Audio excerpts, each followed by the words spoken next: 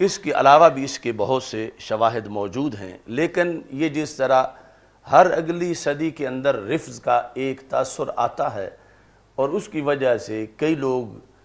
اپنے ہاتھ اپنے مسلک سے چھوڑ دیتے ہیں کہ اب تو ہم یا گستاخ بنیں گے یا مسلک پر چلیں گے، تو ٹھیک ہے گستاخ لوگ ہمیں نہ کہیں، ہم اپنا مسلک چھوڑ دیتے ہیں۔ یہ شرف نسب سے شرف علم زیادہ ہے۔ اس پر فتاوی بزازیہ کے اندر جلد نمبر 1 میں 105 پہ لکھا ہوا ہے، العجمی العالم کفء للعربی الجاہل۔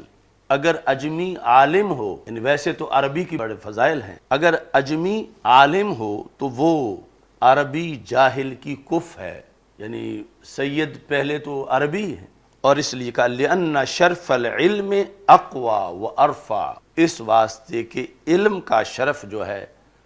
عربی ہونے کے شرف سے زیادہ ہے۔ لِأَنَّ شَرْفَ الْعِلْمِ اقوى وَأَرْفَع، یہ اقوى ہے اور یہ بلند شرف ہے، علم کا شرف۔ ایسے ہی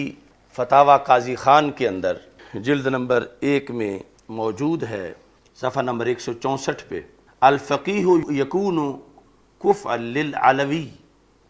کہ ایک بندہ فقیہ ہے علوی نہیں، اور مطلب یہ ہے کہ یہ مرد ہے فقیہ ہے اور دوسری طرف علویہ خاتون ہے جو اس سے اپنا نکاح کرنا چاہتی ہے، تو کیا یہ کف ہیں یا کف نہیں ہیں؟ تو امام بزدوی نے کہا کہ یکون کفء للعلوی لأن شرف الحسب فوق شرف النسب، کہ نسب کے شرف سے بڑا ہے حسب کا شرف، یعنی اس کا فقیہ ہونا، دینی علوم کے اندر ماہر ہونا، یہ شرف جو ہے وہ بڑا ہے۔ لہذا عام غیر سید خواہ وہ کسی بھی برادری کا ہو، مثلا یہ جو ہمارے ہاں کوئی مغل ہے، کوئی پٹھان ہے، کوئی چیمہ ہے، چٹھا ہے، گوندل ہے، یہ سارے کسی لحاظ سے بھی کسی سید کی کف نہیں ہیں، یعنی اگرچہ اپنے طور پر ان قبیلوں ذاتوں کو بڑا سمجھا جاتا ہے، مگر یہ نہ سید کی ہم پلہ ہیں نہ سید سے اوپر ہیں۔ لیکن جس وقت ساتھ علم آ جائے تو اس علم کی جو شرافت ہے وہ نسب سے بڑی ہے، اس بنیاد پر پھر یہ ائمہ نے کفر کا قول کیا۔ یہاں تک کہ فتاوی شامی کے اندر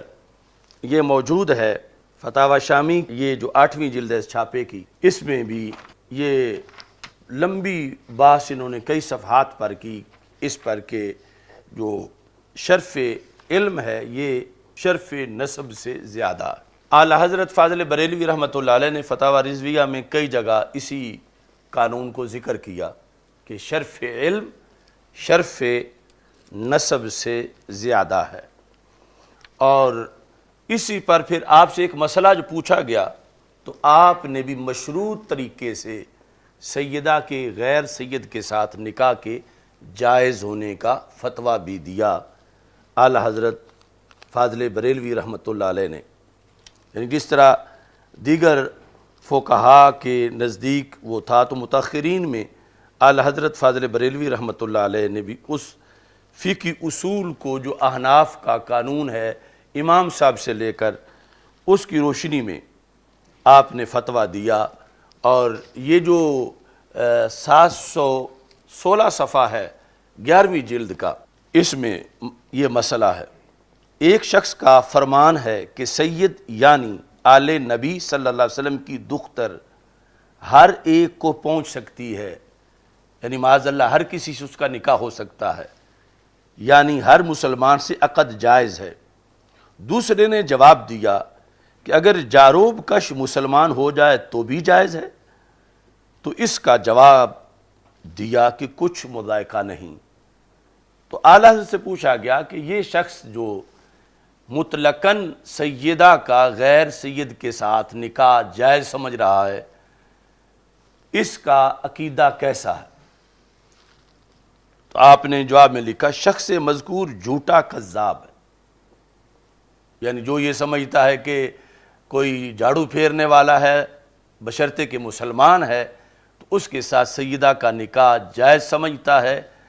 فرمایا یہ جھوٹا ہے، کذاب ہے۔ ایسے ہی یہ کہنا کہ مطلقاً ہر کسی سے، خواہ کسی بھی قبیلے خاندان کا بندہ ہو اور سیدہ کا اس سے نکاح ہو جائے، اس سب کا جواب دیتے ہوئے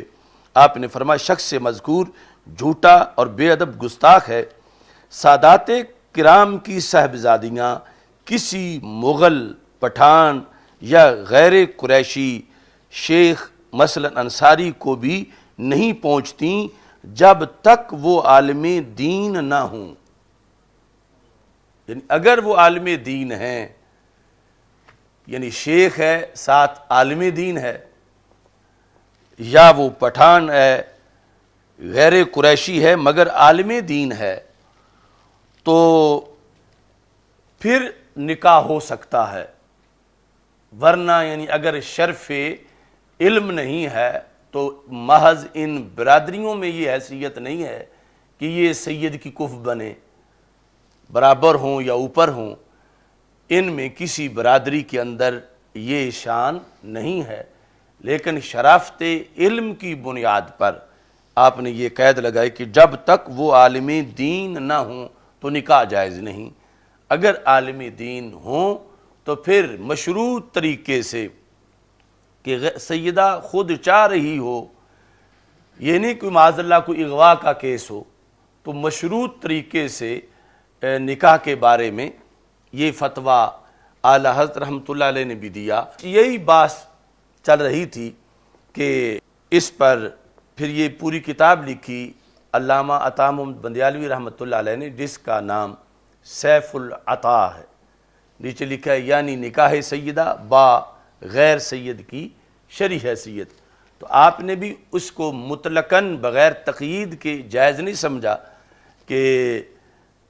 سیدہ کی مرضی نہ ہو، یا یہ ہے کہ دوسری طرف جو ہے وہ شرف علم نہ ہو اور خاندان بھی سادات کا نہ ہو۔ یہ مختلف قسم کی قیود لگانے کے بعد کہ جب دوسری طرف شرف علم ہے اور سیدہ خود چاہتی ہیں اور اس انداز میں جو شرعی طریقہ سارا موجود ہے، تو اس کے جواز کے لحاظ سے آپ نے اس پر دلائل دیے۔ آستانہ عالیہ گولڑا شریف میں پہلے اس پر باقاعدہ پیر نصیر الدین نصیر صاحب بھی اپنی پوری ایک کتاب جواز کے لحاظ سے لکھ چکے تھے۔ اب ایسی صورتحال کے اندر جب آگے یہ مسئلہ چلا تو پھر آپ نے اس پر نفس مسئلہ کے ساتھ اصلاح شیوخ، اصلاح سادات اور خانقاہوں اور درباروں کے مزاروں کے سجادہ نشینوں کی اصلاح کے لحاظ سے بھی علامہ بندیالوی نے یہ کام کیا اور لکھا۔ چونکہ ہزاروں سجادہ نشین علماء آپ کے شاگرد ہیں، تو آپ نے یہ ضروری سمجھا کہ اس موضوع پر لکھا جائے، اور بالخصوص اسی میں مسئلہ خطا بھی یعنی معصومیت پر بھی آپ نے بحث کی۔ اور اتفاق یہ ہے کہ یعنی ہمارا یہ جو عقیدہ معصومیت کے لحاظ سے جو تقریباً 1 سال ہو گیا ہے، تو جو تصفیہ کی عبارت میں نے پیش کی تو اپنے عہد میں بندیالوی صاحب رحمۃ اللہ علیہ نے بھی یہی عبارت پیش کی تھی۔ اگرچہ یہ کتاب جو انہوں نے لکھی تو اس وقت میں بغداد شریف میں تھا، اور بکی شریف سے آپ بندیالوی صاحب رحمۃ اللہ علیہ جا چکے تھے، یعنی جن سالوں میں آپ کے پاس پڑھتا رہا، 88، 89، 90، اور پھر یہ واقعہ پیش آیا گولڑا شریف میں، اور پھر استاد صاحب نے یہ کتاب لکھی۔ لیکن الارواح جنود مجندہ، روحیں اللہ کے لشکر ہیں، تو جو عالم ارواح میں اکٹھی رہی ہیں وہ عالم دنیا میں بھی فکری طور پر اکٹھی ہی ہوتی ہیں۔ تو یہ ساری صورتحال نہایت دلچسپ ہے، اور یہ جو ایک جھگڑا تھا کہ پیر صاحب کی عبارت کا یہ مطلب نہیں بنتا، وہ مطلب بنتا ہے، تو علامہ عطا محمد بندیالوی کے پائے کا تو کوئی عالم نہیں ہے جو پیر صاحب کی عبارت کی شرح کر سکے، اور آپ نے جو شرح کی وہ ہو بہو وہی شرح ہے کہ جو آپ کے وصال کے بعد اتفاقی طور پر میں نے بھی لوگوں کے سامنے کی اس مسئلہ کے اظہار کے لیے۔ تو اس کتاب کے صفحہ نمبر یہ 214 215 اور اس کے ساتھ آگے اس کی وضاحت، اس میں آپ نے یہ عنوان دیا ہے، یہ موٹا جو نظر آ رہا ہے، یعنی یہ بیماری اس وقت بھی تھی ایک جس کا آپ نے ادراک کر کے یہ ضروری سمجھا کہ میں اس کے بارے میں لکھوں۔ عنوان یہ ہے، یہ عقیدہ ہرگز درست نہیں کہ مشائخ خطا و نسیان سے پاک ہوتے ہیں۔ مشائخ یعنی یہ پیری مریدی کے اندر جو پرانے آستانے ہیں بالخصوص، یعنی وہاں تو انہیں بھی اس درجے پہ سمجھا جاتا ہے کہ بھلا پیر صاحب سے غلطی کیسے ہو سکتی ہے، اور پھر جس نے یہ کہا کہ پیر صاحب نے یہ غلط لکھا ہے یا غلط کیا ہے تو وہ پھر اہل بیت کا بے ادب ہے یا گستاخ ہے۔ تو آپ نے یہ لکھ کے آگے، یعنی میری حیثیت ناقل کی ہے، ہر لفظ لکھا ہوا ہے کتاب میں، اور ہر لفظ کے اندر بڑا درد ہے اور اصلاح کا پیغام ہے، اور ہے ان کی طرف سے یعنی جن کی آپ پوتے شاگرد یا پڑپوتے شاگرد مسند تدریس پر پورے ملک میں بیٹھے ہوئے ہیں۔ فرماتے ہیں آج کل عوام بلکہ بعض خواص کا بھی مشائخ کے متعلق رافضیوں اور اہل تشیع جیسا عقیدہ ہے، یعنی یہ ہے دندناتا ہوا رفض۔ آج کل عوام بلکہ بعض خواص کا بھی، عوام تو عوام رہے، بعض خواص کا بھی مشائخ کے متعلق، یعنی سیدہ فاطمہ رضی اللہ تعالی عنہا تو سیدہ فاطمہ ہے، یعنی یہ اتنا سرایت کر رہا ہے یہ نظریہ نیچے کہ مشائخ کے بارے میں مرید ماننے کو تیار نہیں کہ یہ غلطی کر سکتے ہیں۔ مشائخ کے متعلق رافضیوں اور اہل تشیع جیسا عقیدہ ہے۔ مثلا کہتے ہیں آج کل مریدین و متوسلین کا یہ عقیدہ ہے کہ ہمارے مشائخ سے خطا سرزد نہیں ہو سکتی، اور ان کا ہر قول و فعل خطا سے پاک ہے، اور مشائخ کے درباروں پر جن رسوم کا رواج ہے وہ عین شرع ہیں، یعنی یہ متوسلین کا عقیدہ ہے، اور شریعت کے مطابق ہیں۔ اس عقیدہ کی بنا پر اگر کوئی آدمی ان مروجہ سرگرمیوں پر اعتراض کرے کہ یہ درباروں پہ ٹھیک نہیں ہو رہا تو مریدین غضبناک ہو جاتے ہیں، جیسا کہ اس کا بھی ہم نے سامنا کیا جب وہ مزاروں پر جو ڈھول بجاتے ہیں اور اس طرح کا وہ پمفلٹ شائع کیا تو یاسف صاحب کو پتہ ہے کہ